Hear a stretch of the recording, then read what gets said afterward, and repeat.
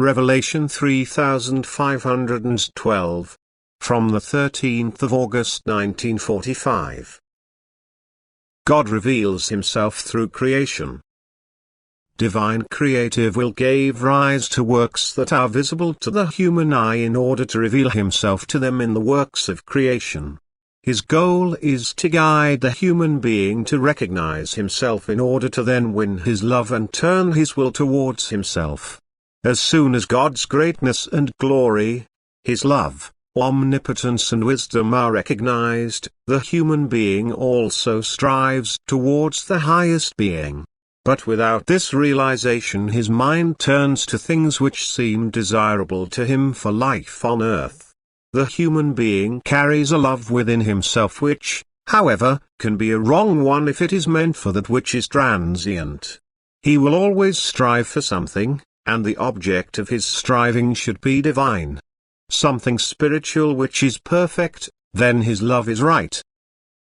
God himself is the most perfect spiritual being, which requires deepest love to strive for. This is why he must also be recognized, and this is why he reveals himself to people by letting creations come into being before their eyes which testify to his love, omnipotence and wisdom. And the person who attentively observes his creation must learn to love God.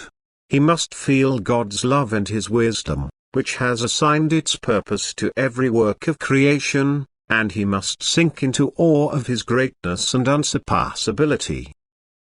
The recognition of the eternal deity inevitably results in love for him, and the human being consciously strives towards God. He seeks to enter into contact with him. He offers himself as his creature to his Creator in order to remain in contact with him because he loves him. Love for God is the driving force of eager striving. Without love man belongs to the world because it possesses his perverse love. But in order to be able to love God he has to be recognized, and God himself helps people to learn to recognize him. He shows himself to them in his greatness and might. He is tangibly close to people in his creations, for everything that has emerged from his will is spiritual strength in its original substance, thus it is the outpouring of what he himself is. The center of strength, an inexhaustible source of strength of love. God is eternal love himself, he is strength and therefore present in every one of his works of creation, which becomes understandable to the human being once he has recognized God, once he has penetrated the essence of love through his own activity of love.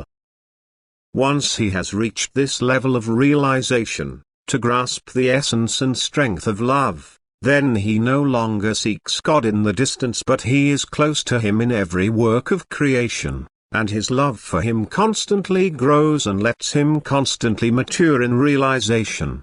And every human being can come to recognize the eternal deity through serious contemplation of his works and serious will to penetrate an area which is otherwise closed to him.